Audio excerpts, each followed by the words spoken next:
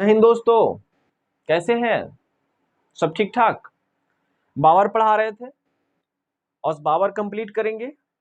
थोड़ा सा रिवीजन करते हैं, ठीक है? चलिए।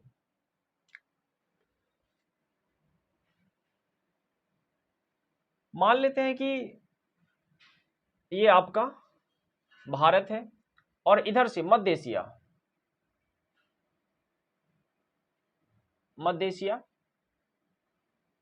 ये मध्य एशिया से ही बाबर आया था, मिडिल ईस्ट।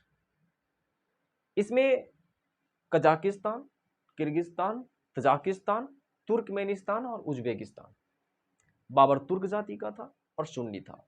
आज भी मध्य एशिया में मुसलमान लोग हैं, मुस्लिम ज्यादा वहां पर है, ठीक है? तो खैर, इस एरिया से आया था। यहां पर पाकिस्तान, अफगानिस्तान, ठीक है, पाकिस्तान, अफगानिस्तान और ये मध्य एशिया का कजाकिस्तान, किर्गिस्तान जो मैंने अभी बताया, तो यहां से ये आया था। और सबसे पहले उन्होंने काबुल को जीता, ठीक है, काबुल, ठीक है, काबुल को, कंधार को जीता। समझते जाइएगा, थोड़ा सा रिवीजन करा रहे हैं।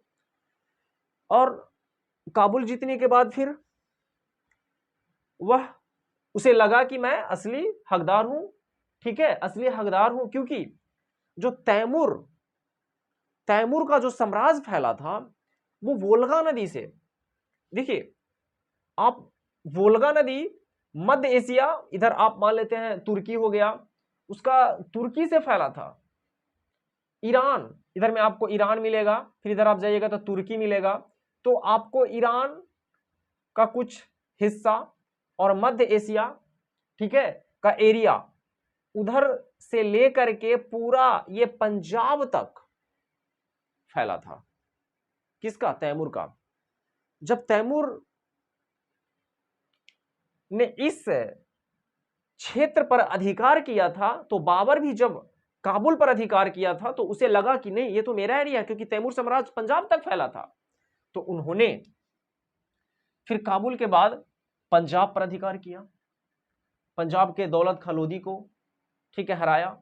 वो तो हराया नहीं, हार ही गया, आसानी से, बड़े आसानी से हार गया था, ठीक है।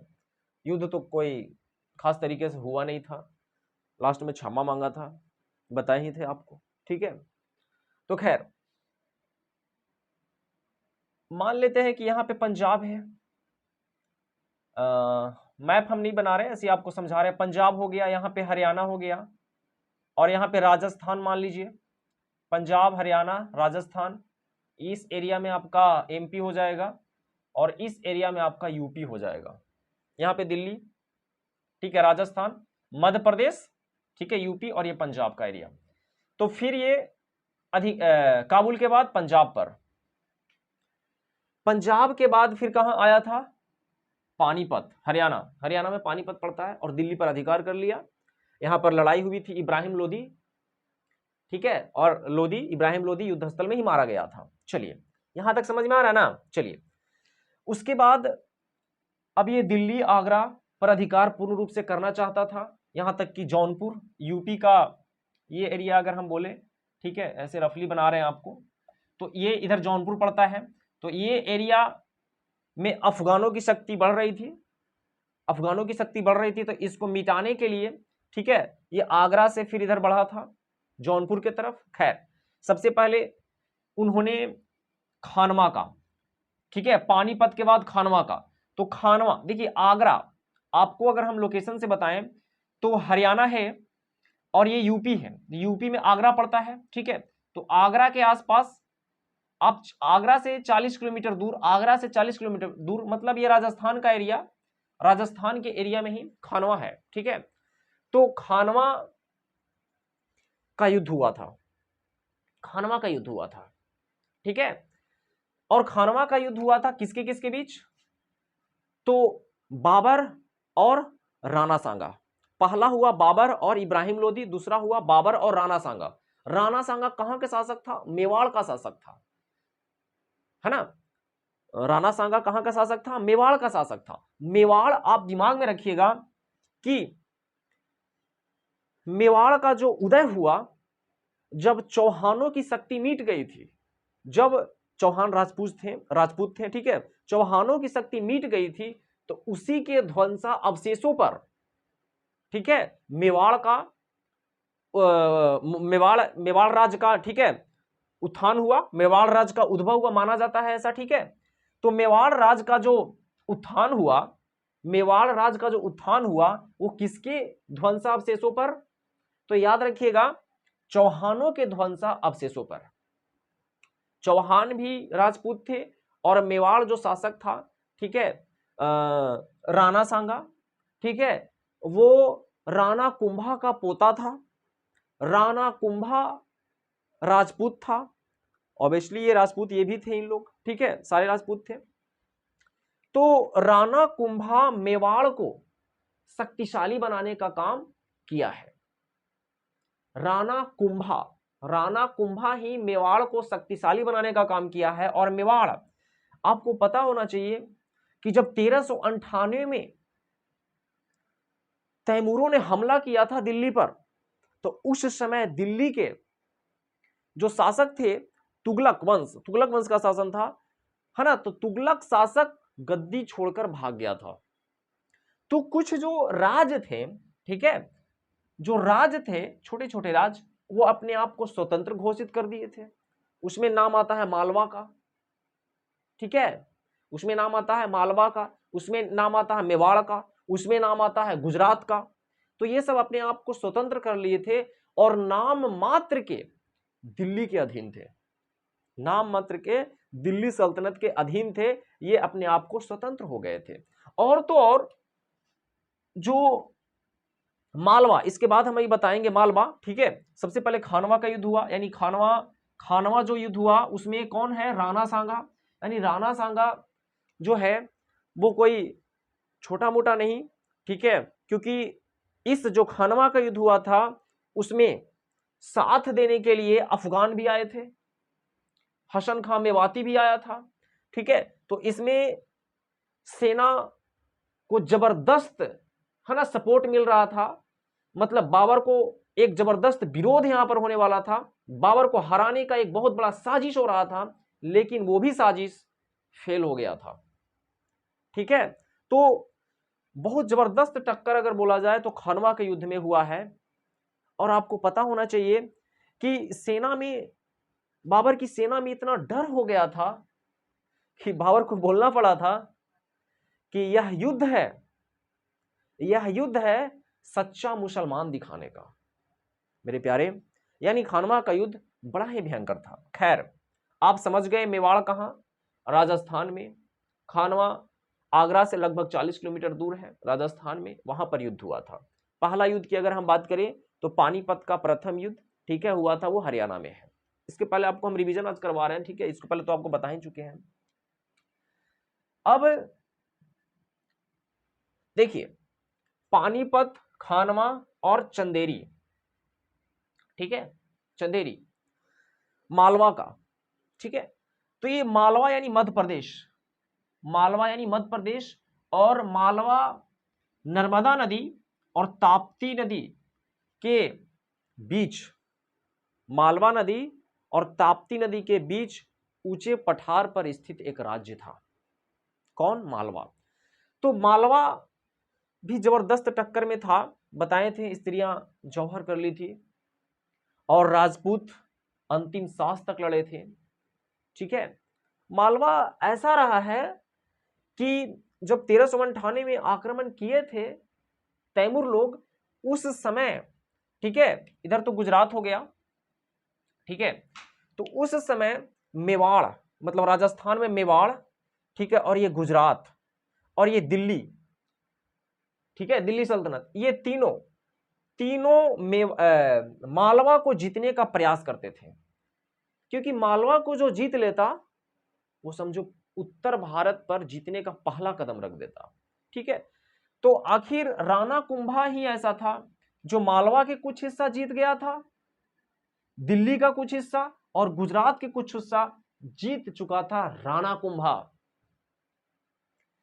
और एक बार की बात है कि जब मालवा और गुजरात ये दोनों मिलकर के राणा कुंभा पर चढ़ाई किए थे, आक्रमण किए थे, उसमें राणा कुंभा जीत गया था। खैर, पूर्ण रूप से राणा कुंभा मालवा पर अधिकार नहीं था, गुजरात पे नहीं था, दिल्ली पे नहीं था, लेकिन जो राणा कुंभा अपने जीवन में मालवा को जीतने में व्यस्त रहा। ठीक है, अब बाबर आ रहा था, तो बाबर को विरोध करने वाला इब्राहिम लोदी, प्रथम अफगान शासक अब था। ठीक है, और लोदी वंश का संस्थापक की अगर बात करें तो बहलोल लोदी जो अफगान शासक था। तो यानी बाबर का विरोध करने वाला इब्राहिम लोदी, यहां पर राणा सांगा, ठीक है, यहां पर राणा सांगा, और ठीक है यहां पर आप बोल सकते हैं मालवा का शासक। ठीक है, चलिए, तो मालवा में विरोध हुआ यानी मध्य प्रदेश में, और आपका यहां पर राजस्थान में विरोध हुआ मतलब कि खानवा में, और पानीपत में विरोध हुआ।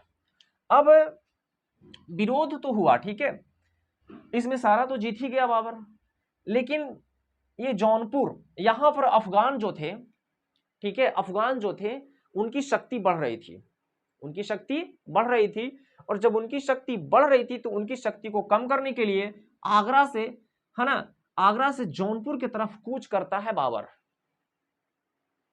है ना, गंगा नदी को पार करता है, घाघरा नदी को पार करते हुए घाघरा नदी के किनारे ये घाघरा का युद्ध है। ठीक है, उसमें बाबर और अफगानों के बीच हुई है, मैंने बताया था भी। ठीक है, तो इस युद्ध में बाबर तो जीत नहीं पाया था, पर जैसे तैसे संधि कर पाया था। ठीक है, मतलब भारी पड़ गए थे अफगान बाबर के लिए, और बाबर बीमार भी पड़ गया था। ठीक है, मैंने आपको बताया भी था, वो फिर लौट जाता है। ठीक है, वो काबुल लौटना चाहता है, लेकिन रास्ते लाहौर में ही उसकी मृत्यु हो जाती है। तो ये रिवीजन था, इतना मैंने आपको बताया था। ठीक है, इतना हम आपको बता चुके थे, उसको हम रिवीजन करा दिए।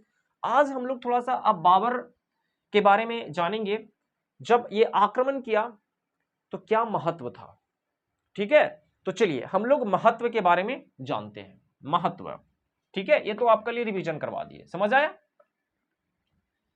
बाबर सबसे पहले अधिकार किया था तो काबुल और कंधार पर, जो अफगानिस्तान में है। ठीक है, तो इस क्षेत्र पर अधिकार किया, और इस क्षेत्र पर अधिकार करने से बाबर आगे बढ़ा। बाबर को पीछे से रसद पानी मिल रहा था, ठीक है, खाना पीना मिल रहा था, सेना को सपोर्ट मिल रहा था। तो काबुल कंधार के सहयोग से बाबर की सेना आगे बढ़ रही थी, और वह दिल्ली और आगरा पर आसानी से अधिकार कर लिया था। काबुल कंधार पर अधिकार करने से क्या हुआ था, बाबर जब काबुल कंधार पर अधिकार किया था तो जो भारत था, ठीक है, जो भारत था उसको एक रक्षा प्रदान हो रहा था, क्योंकि कोई भी अगर आक्रमण करता तो सबसे पहले काबुल कंधार पर।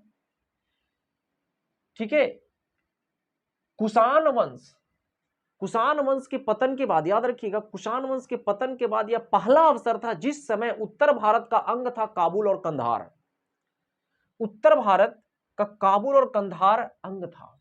ठीक है, अब ये काबुल और कंधार जो था, इधर में तो आपको बताया ही है मध्य एशिया, ठीक है, जिसमें Kazakhstan, Kyrgyzstan, Tajikistan, Turkmenistan, Uzbekistan, इधर में आप फिर ईरान हो जाएगा, तुर्की हो जाएगा, फिर इधर में आप भूमध्य सागर आपका हो जाएगा, फिर इधर में आपका भूमध्य सागर के पहले कैस्पियन सागर।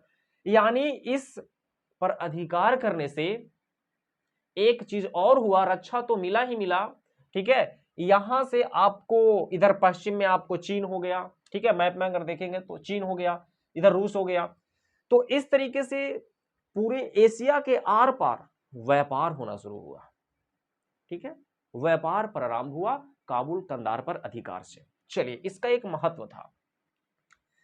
अब महत्व की बात करें, जब बाबर युद्ध किया था भारत में, है ना, मतलब दिल्ली पर अधिकार जब किया था, तो इब्राहिम लोदी के साथ जब युद्ध कर रहा था, विशाल सेना था, आपको बताए ही थे, तो डिटेल्स में तो नहीं बताएंगे अभी।